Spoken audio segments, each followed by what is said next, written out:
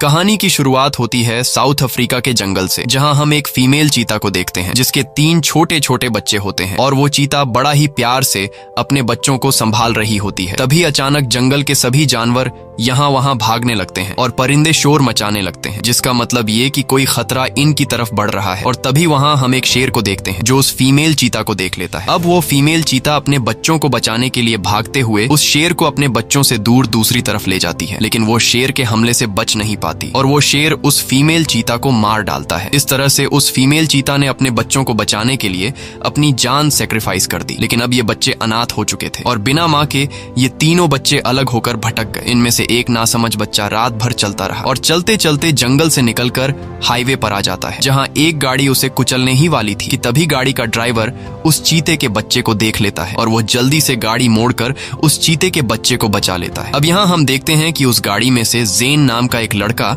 अपने पिता के साथ बाहर आता है। ज़ेन चीते के एक छोटे से बच्चे को देखकर काफी खुश होता है और उसे अपने गोद में उठा लेता है। ज़ेन उस चीते के बच्चे को अपने साथ घर ले जाना चाहता था, लेकिन ज़ेन के पिता पीटर ऐसा करने से मना कर देता है। पर ज़ेन को ये चीते का बच्चा पसंद आ गया था, इसलिए वो बार बार अपने पिता से इस चीते के बच्चे को अपने साथ घर ले जाने की रिक्वेस्ट करता है, जिस पर ज़ेन के पिता मान जाते हैं, क्योंकि ज़ेन का पिता पीटर भी जानता था कि अगर इस चीते के बच्चे को यहाँ अकेला हाईवे पर छोड़ दिया गया तो ये किसी गाड़ी के नीचे आकर मारा जाएगा। अब ये दोनों जब उस चीते के बच्चे को घर लेकर आते हैं तो ज़ेन की मॉम उस चीते के बच्चे को देखकर काफी खुश होती है, लेकिन ज़ेन के पिता पीटर को उस चीते के बच्चे से कुछ खास लगाव नहीं था, क्योंकि उसे डर था कि चीते जैसे खूंखार जानवर को घर पर रखना ठीक नहीं और ये चीते का बच्चा कहीं ज़ेन को नुकसान न पहुंचा दे। लेकिन कुछ दिन गुजरने के बाद पीटर भी उस चीते के बच्चे से प्यार करने लगता है। अब यहाँ ये लोग उस चीते के बच्चे का नाम डूमा रख देते हैं और डूमा अब ज़ेन की फैमिली का एक मेंबर बन जाता है, जहाँ सभी लोग डूमा के साथ काफी प्यार से रहने लगते हैं। इस तरह से दिन गुजरते हैं और फिर महीने, और अब डूमा भी काफी बड़ा हो चुका था। एक दिन पीटर खेत में ट्रैक्टर चलाते हुए अचानक बेहोश हो जाता है, जिसके बाद पीटर को तुरंत हॉस्पिटल ले जाया जाता है। हॉस्पिटल से वापस आने के बाद पीटर काफी उदास रहने लगता है, क्योंकि उसे पता चल गया था कि वो कैंसर का मरीज है और उसके कैंसर का लास्ट स्टेज चल रहा है, लेकिन ये बात वो ज़ेन को नहीं बताता। अगले सुबह पीटर ज़ेन को बुलाता है और कहता है कि आज हम डूमा की दौड़ चेक करेंगे कि वो कितने स्पीड से भागता है। ज़ेन को ये आइडिया पसंद आता है। इसके बाद पीटर और ज़ेन दोनों एक बाइक पर बैठकर डूमा को पैदल भागने के लिए कहते हैं। शुरू में तो डूमा काफी स्लो भाग रहा होता है, लेकिन जब ये लोग मोटरसाइकिल की स्पीड बढ़ाते हैं तब डूमा भी अपनी रफ्तार पकड़ लेता है और वो इतनी तेज स्पीड से भागता है कि इनके मोटरसाइकिल को काफी पीछे छोड़ देता है। ये देखकर ज़ेन और पीटर काफी खुश होते हैं। घर वापस आकर जब ज़ेन पढ़ाई कर रहा होता है तब ज़ेन की मॉम अचानक रो पड़ती है। ज़ेन उससे रोने की वजह पूछता है, लेकिन वो ज़ेन को कुछ नहीं बताती। दरअसल ज़ेन की मॉम को पता चल गया होता है कि पीटर यानी कि उसके हस्बैंड के कैंसर का लास्ट स्टेज चल रहा है और अब पीटर के पास काफी कम दिन बचे हैं, लेकिन वो ये सब ज़ेन को बताकर उसे परेशान नहीं करना चाहती थी। अगली सुबह पीटर ज़ेन को अपने पास बैठाकर कहता है कि अब डूमा बड़ा हो चुका है और अब वक्त आ गया है कि हम डूमा को उसी जंगल में छोड़ दें जहां से हम इसे उठाकर लाए थे। लेकिन ज़ेन पीटर की इस बात से खुश नहीं होता और वो डूमा से अलग होने से इनकार कर देता है। ज़ेन अपने पिता से कहता है कि क्या हम डूमा को हमेशा के लिए अपने पास नहीं रख सकते, जिस पर पीटर ज़ेन से कहता है कि अगर तुम चाहते हो कि डूमा अपनी असली जिंदगी जिए जिसके लिए वो पैदा हुआ है तो उसे हमें वही उस जंगल में छोड़ना होगा जहां और भी कई सारे चीता है। वो जगह डूमा के लिए एक स्वर्ग जैसा है जहां वो अपने साथियों के साथ खुश रहेगा। इसके बाद पीटर एक नक्शे पर निशान लगाते हुए कहता है कि डूमा हमें इस जगह पर मिला था और कुछ ही दिन बाद हम डूमा को वहीं पर छोड़कर आ जाएंगे, क्योंकि चीता जंगल के लिए बना है और चीता लोगों के बीच सरवाइव नहीं कर सकता। अगर हम डूमा को उस जंगल में नहीं छोड़ेंगे तो डूमा इंसानों के लिए खतरा बन सकता है। अब ज़ेन के पास कोई और दूसरा रास्ता नहीं था, इसलिए वो पीटर की बात को मान तो जाता है, लेकिन वह पीटर के इस फैसले से खुश नहीं था। एक रात जब ज़ेन सो रहा था तब उसकी आंख एम्बुलेंस की आवाज से खुलती है और उस एम्बुलेंस में कोई और नहीं बल्कि ज़ेन के फादर पीटर की डेड बॉडी थी। यहाँ ज़ेन की मॉम ज़ेन को गले लगाकर सारी सच्चाई बता देती है कि तुम्हारे पापा कैंसर के मरीज थे और आज वह हमें हमेशा के लिए छोड़कर चले गए। ये सुनकर ज़ेन बहुत ज्यादा दुखी हो जाता है और अगली सुबह वह लोग अपने फादर को दफना देते हैं। पीटर के गुजरने के बाद इन लोगों के हालात काफी खराब होने लगते हैं। साथ ही ज़ेन बहुत उदास रहने लगता है, क्योंकि ज़ेन अपने फादर से बहुत ही प्यार करता था। कुछ दिन गुजरने के बाद ज़ेन की मॉम को भी पैसों की कमी होने लगती है, क्योंकि ज़ेन के फादर के गुजरने के बाद अब इनके लिए कमाने वाला कोई भी नहीं था। इसलिए जेन की मॉम जेन को समझाती है कि हमें ये घर और हमारा खेत किराए पर देना पड़ेगा और हम शहर में जाकर रहेंगे, क्योंकि पीटर के बिना ये सब संभालना इनके लिए बहुत मुश्किल था। इसीलिए अब जेन की मॉम शहर में जाकर अपनी सिस्टर के साथ रहना चाहती है, ताकि शहर जाकर जेन की मॉम वहां कोई जॉब कर सके और अपनी फाइनेंशियल कंडीशन को बेहतर कर सके। लेकिन जेन का अपने दोस्त डूमा को छोड़ने का बिल्कुल इरादा नहीं था। इसलिए वह अपनी मॉम से पूछता है कि डूमा का क्या होगा, जिस पर जेन की मॉम कहती है कि डूमा भी हमारे साथ शहर जाएगा। ये सुनकर जेन खुश हो जाता है और अब वह लोग गाड़ी में अपना सारा सामान लोड करके शहर की तरफ निकल पड़ते हैं और वह लोग शहर में अपनी मौसी के घर पहुंच जाते हैं। जेन की मौसी को अपने घर में एक चीता देखकर उसे बिल्कुल भी अच्छा नहीं लगता, लेकिन जेन की मॉम अपनी सिस्टर को समझाती है कि डूमा बिल्कुल शांत है और वह तुम्हें कभी भी नुकसान नहीं पहुंचाएगा। अगली सुबह जेन की मॉम जेन का एक नए स्कूल में एडमिशन करा देती है और जेन की मॉम को भी जॉब मिल जाती है। अब यहाँ डूमा जेन की आंटी के साथ घर पर अकेला होता है, लेकिन जेन की आंटी डूमा से काफी डरी सहमी रहती है, क्योंकि उसे लगता है कि डूमा उस पर कभी भी हमला कर सकता है। अब इस तरह से जेन और उसकी मॉम को शहर में आए काफी दिन हो जाते हैं और ये दोनों शहर में अब काफी खुश रहने लगते हैं। लेकिन एक दिन जेन जब अपनी मॉम के साथ गाड़ी में बैठकर स्कूल जा रहा होता है, तब गलती से जेन से घर का दरवाजा खुला रह जाता है और अब डूमा को घर से बाहर निकलने का मौका मिल जाता है। डूमा घर से बाहर निकलकर जेन की मॉम की गाड़ी का पीछा करने लगता है और जेन के स्कूल तक पहुंच जाता है। वहीं जेन अपनी क्लास में बैठा हुआ था और तभी उसकी नजर खिड़की की तरफ जाती है, जहाँ उसे डूमा दिखाई देता है। डूमा को देखकर जेन काफी परेशान हो जाता है कि कहीं ये स्कूल के बच्चों को नुकसान न पहुंचा दे। इसलिए वह टीचर से छुट्टी मांगने लगता है, लेकिन टीचर जेन को छुट्टी देने से इनकार कर देता है। टीचर के छुट्टी न देने पर सभी बच्चे जेन पर हंसने लगते हैं, क्योंकि जेन स्कूल में नया होता है और बच्चे जेन को बेवजह परेशान करने लगते हैं। लेकिन जब क्लास के बच्चे डूमा को देखते हैं तो उनकी चीखें निकल जाती हैं और सभी बच्चे यहाँ वहाँ भागने लगते हैं, क्योंकि उन्होंने लाइफ में पहली बार अपनी आंखों के सामने एक चीते को देखा था। यहाँ सभी बच्चे चिल्लाते हुए कहते हैं कि स्कूल में चीता आ गया है। इस दौरान जेन भी डूमा को ढूंढने लगता है और ढूंढते ढूंढते वो बाथरूम में पहुंच जाता है, जहां कुछ शरारती लड़के जेन के सामने आ जाते हैं। वो जेन को डराने लगते हैं और जेन को मारने लगते हैं, लेकिन इससे पहले कि वो बच्चे जेन को कोई नुकसान पहुंचा पाते, तभी वहां डूमा आ जाता है और उन लड़कों पर गुराने लगता है। डूमा को देखकर वो शरारती बच्चे काफी डर जाते हैं और चिल्लाते हुए वहां से भागने लगते हैं। लेकिन भागने से पहले उन लड़कों में से एक लड़के से पैसों की गड्डी गिर जाती है, जिसे जेन उठा लेता है। इसके बाद जेन डूमा को लेकर स्कूल से घर ले जाने लगता है, लेकिन बाहर आते ही वो देखता है कि कुछ पुलिस वाले डूमा को पकड़ने के लिए आ रहे हैं। अब यहाँ जेन डूमा से कहता है कि भागो और डूमा तेजी से भागने लगता है। यहाँ जेन भी डूमा के पीछे जाता है और पुलिस भी उनका पीछा करने लगती है, लेकिन तेज रफ्तार चीते को पुलिस वाले पकड़ नहीं पाए और जेन डूमा को लेकर शहर के एक पार्क में छिपा लेता है। अब यहाँ काफी देर तक छिपे रहने के बाद जब जेन समझ जाता है कि पुलिस ने अब हमारा पीछा करना छोड़ दिया है, तब जेन डूमा को घर ले जाने का सोचता है। लेकिन डूमा को घर ले जाने से पहले जेन समझ जाता है कि अगर मैं डूमा को घर लेकर चला गया तो वहाँ पुलिस आकर डूमा को मुझसे छीन लेंगे और फिर पुलिस हमेशा के लिए डूमा को जू में बंद कर लेंगे। यहाँ जेन आज के इस एक्सीडेंट को देखते हुए समझ जाता है कि डूमा शहर में लोगों के बीच सरवाइव नहीं कर सकता। इसलिए जेन डूमा को उस जगह पर ले जाने का सोचता है जहां उसके फादर पीटर ने डूमा को ले जाने का प्लान बनाया था और जेन के फादर ने कहा था कि डूमा वहीं पर खुश रहेगा। इसके बाद जेन अपने फादर का मोटरसाइकिल उठा लेता है और साथ ही उस मैप को भी उठा लेता है, जिसमें उसके फादर ने डूमा के घर का लोकेशन सेट किया था।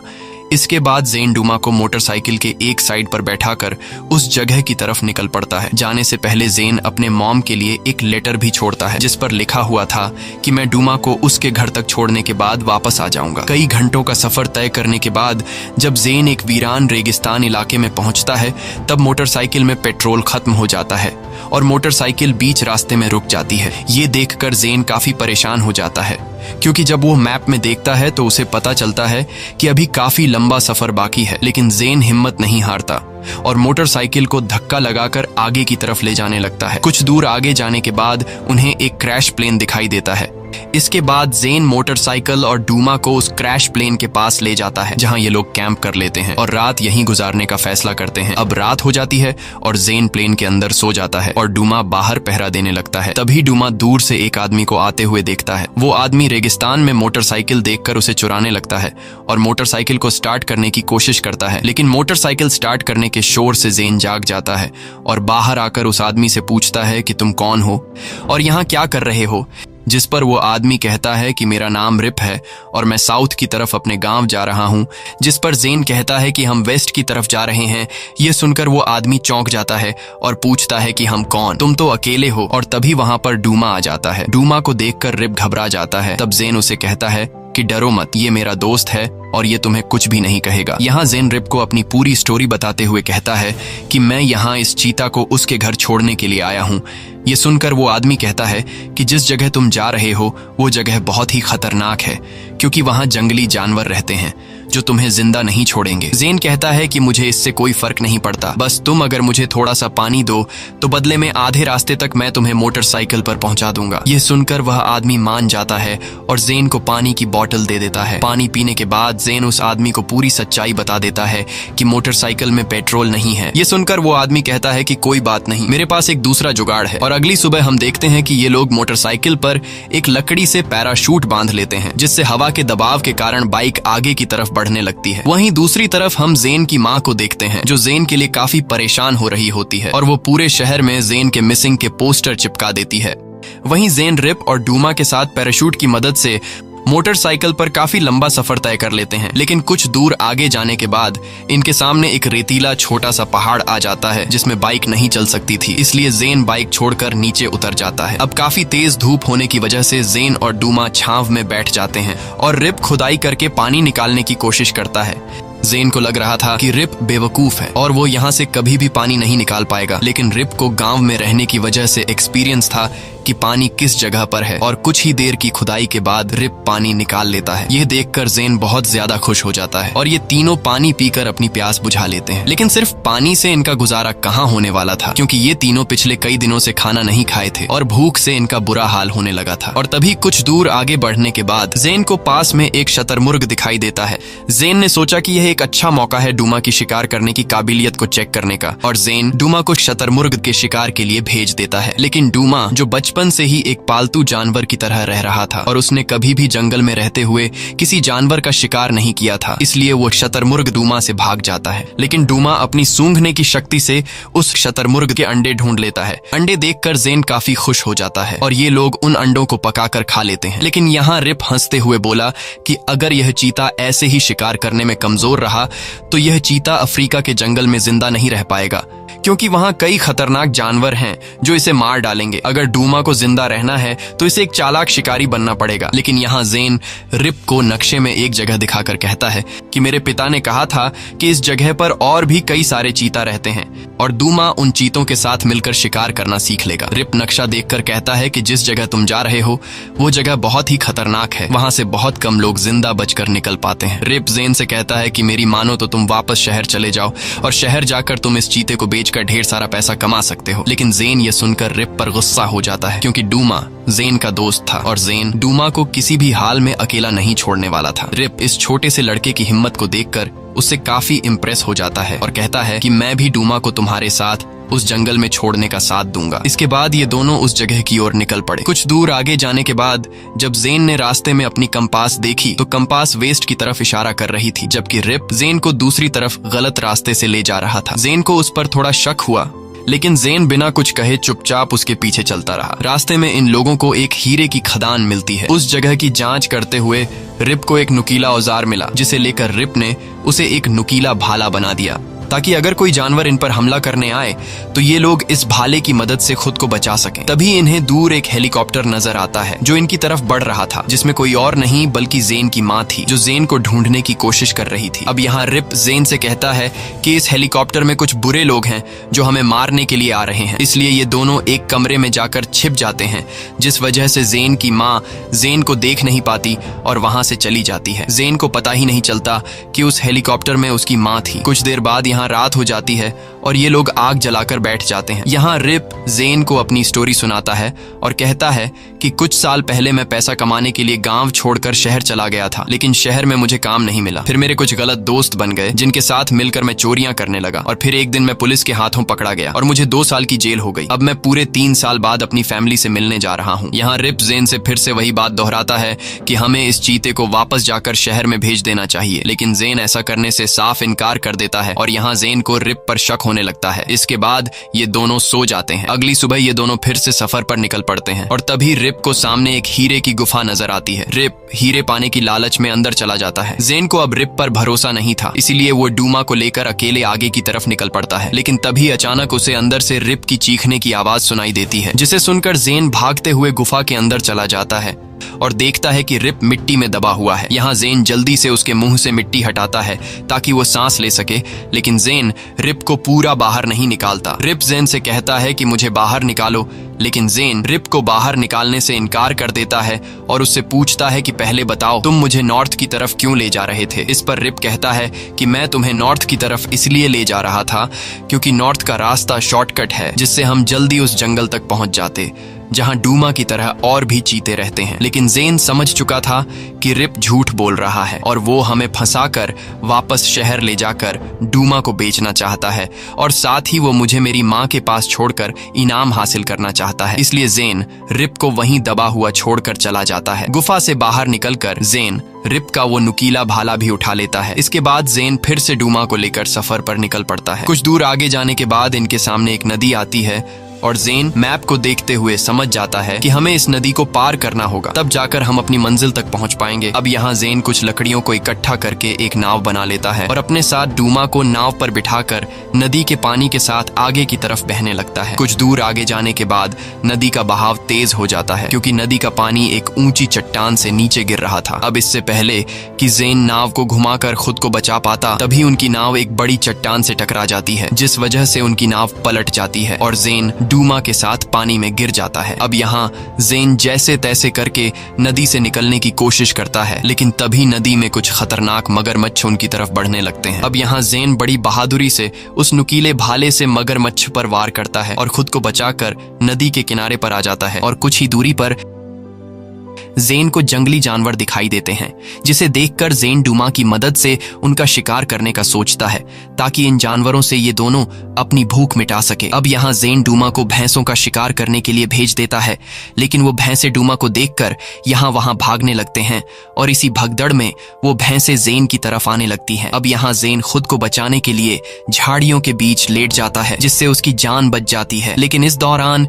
जेन और डूमा एक दूसरे से अलग हो जाते हैं और फिर कई घंटे बीत गए, लेकिन डूमा का कोई पता नहीं चल पाया। अब यहाँ रात होने वाली थी, जिससे जेन जंगली जानवरों का आसानी से शिकार बन सकता था, लेकिन जेन खुद की बिना परवाह किए डूमा को ढूंढने लगता है, पर डूमा उसे कहीं पर भी नहीं मिलता क्योंकि डूमा शिकारियों के लगाए गए जाल में फंस गया होता है। डूमा उस जाल से खुद को निकालने की कोशिश करता है, पर काफी कोशिश के बाद भी वो शिकारियों के लगाए जाल से निकल नहीं पाता। अब यहाँ रात हो जाती है और जेन काले अंधेरे में अपने साथी डूमा को तलाश कर रहा होता है, पर तभी जेन के पीछे एक जंगली सूअर लग जाता है और जेन खुद को बचाते हुए भागने लगता है।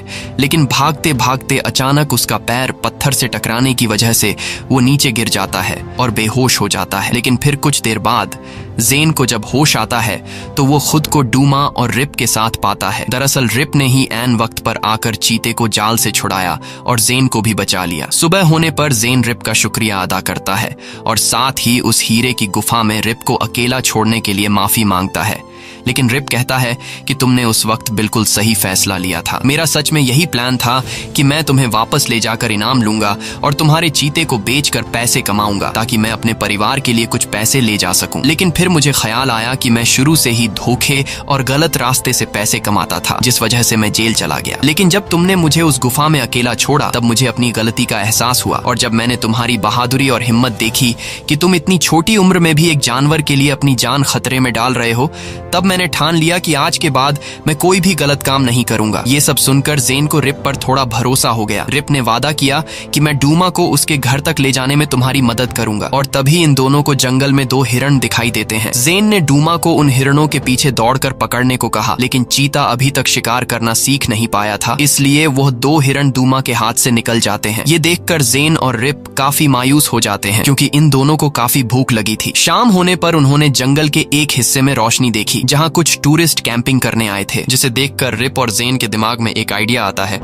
और आइडिया यह था कि इन टूरिस्ट से खाना कैसे चुराया जाए। अब प्लान के मुताबिक जैसे ही सुबह होती है, जेन टूरिस्ट ग्रुप के पास जाता है और ऐसे दिखाया कि उसे एक जहरीले सांप ने काट लिया है। जब टूरिस्ट उसकी मदद करने आए तो जेन की शर्ट के अंदर से एक सांप निकल आया, जिसे देखकर सभी टूरिस्ट घबरा जाते हैं और अपना कैंप छोड़कर भागने लगते हैं। अब मौके का फायदा उठाते हुए जेन और रिप उन टूरिस्ट का सारा खाना चुरा लेते हैं। इसके बाद ये दोनों नदी के रास्ते बोट में आगे की तरफ निकल पड़ते हैं। यहाँ जेन को जब पता चलता है कि रिप पिछले कई सालों बाद अपने गांव जा रहा है और उसके पास पैसे नहीं हैं, तब जेन रिप को पैसों की वो गड्डी दे देता है जो इसे स्कूल में उन शरारती लड़कों से मिली थी। यहाँ पहले तो वो पैसे लेने से इनकार कर देता है, लेकिन फिर जेन कहता है कि ये पैसे मैं तुम्हें मेरी मदद के लिए दे रहा हूँ। रिप बड़ी ही खुशी से वो पैसे ले लेता है और बदले में जेन को हीरे का एक टुकड़ा दे देता है जो उसे हीरे की गुफा में मिला था। अब नदी पार करने के बाद वो पहाड़ों के रास्ते चलते रहे। तभी डूमा ने रास्ते में एक हिरण का बचा हुआ शिकार देख लिया और डूमा उसे खाने लगा। यहाँ जेन ने डूमा से कहा कि खाने को हमारे साथ भी बांट लो, लेकिन चीते को ये बात पसंद नहीं आई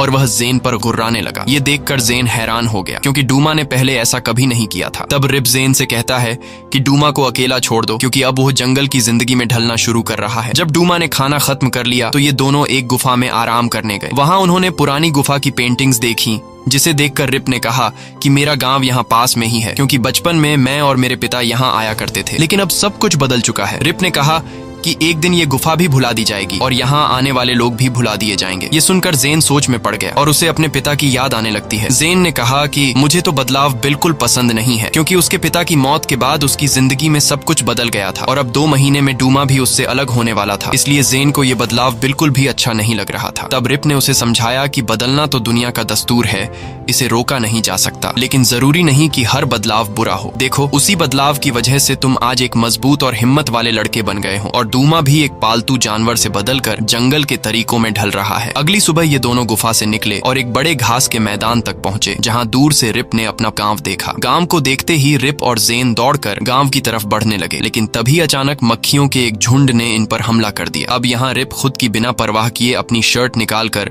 जेन को पूरी तरह से ढक लेता है, जिस वजह से सारी जहरीली मक्खियां रिप पर बैठ जाती हैं और उसे काट लेती हैं। मक्खियों के जहर से रिप की हालत खराब होने लगती है। कुछ देर बाद रात हो जाती है। अब यहाँ रिप जैसे तैसे हिम्मत जुटाकर आगे बढ़ने की कोशिश करता है, लेकिन उसके शरीर में जहर फैलने के कारण उसकी आंखें बंद होने लगती हैं और कुछ देर बाद रिप की हालत इतनी खराब हो जाती है कि वो अपने हाथ पैर तक भी हिला नहीं पा रहा था। तभी यहाँ तेज बारिश शुरू हो जाती है और अंधेरे में शिकारी जानवर घूमने लगते हैं। अब यहाँ जेन ने कुछ लकड़ियां और सूखी घास इकट्ठा करके आग जलाई ताकि ये दोनों शिकारी जानवरों से बच सकें। कुछ देर बाद बारिश भी रुक जाती है, लेकिन रिप की हालत अब और ज्यादा खराब होने लगी थी। इसीलिए जेन फैसला करता है कि वो रिप के गांव जाकर वहां से मदद लेकर आएगा। जेन ने डूमा से कहा कि मैं मदद के लिए जा रहा हूं और तुम यहाँ रिप का ख्याल रखो। अब जेन जैसे ही गांव की तरफ बढ़ने लगता है, तभी जेन के पीछे कुछ शेर पड़ जाते हैं, जिसे डूमा देख लेता है। अब अपने दोस्त को खतरे में देखकर डूमा जेन को बचाने के लिए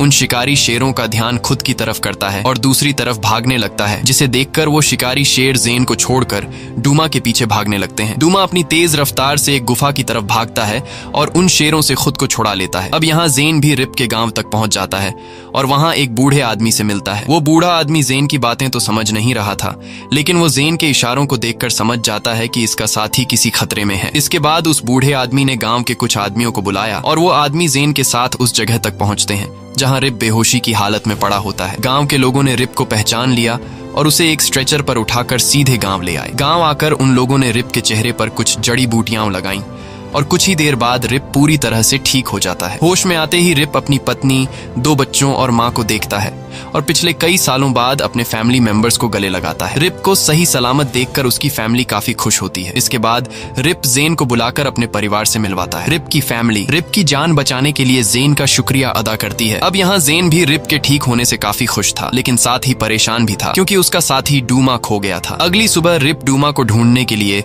गांव छोड़कर जंगल में चला जाता है, जहां उसे डूमा कहीं पर भी दिखाई नहीं देता। लेकिन कुछ दूर आगे जाकर वह 2 चीते देखता है जो एक हिरण का शिकार कर रहे थे। उनमें से एक डूमा था जिसे जेन ने तुरंत पहचान लिया। अब डूमा पूरी तरह जंगल का हिस्सा बन चुका था और वो अपने साथियों के साथ काफी खुश था। यह देखकर जेन को अपने पिता की बात याद आती है कि डूमा को उसके असली घर में ही जीने देना चाहिए। अब यहाँ दुखी मन से जेन अपने दोस्त को जंगल में छोड़कर जाने लगता है, लेकिन तभी डूमा दौड़ते हुए जेन के पास आता है और जेन को प्यार से अपनी जबान से चाटने लगता है। जेन भी डूमा को गले लगा लेता है और आखिरी बार अपने दोस्त को अलविदा बोलकर कहता है कि मैं तुम्हें कभी नहीं भूलूंगा। अब यहाँ जेन डूमा को जंगल में छोड़कर वापस आने लगता है। तब रिप दोनों दोस्तों को जुदा होते हुए देखता है। जेन की आंखों में आंसू आ रहे थे। रिप जेन को अपने पास बुलाता है और कहता है कि तुम्हें अब घर वापस लौटना चाहिए क्योंकि तुम्हारी माँ तुम्हारा इंतजार कर रही होगी। अगले सीन में हम जेन की मॉम को देखते हैं जो अपने फार्म पर काम कर रही होती है। जेन की मॉम आज भी इस उम्मीद में थी कि उसका बेटा वापस आएगा। तभी मोटरसाइकिल पर जेन आकर दूर से हाथ हिलाकर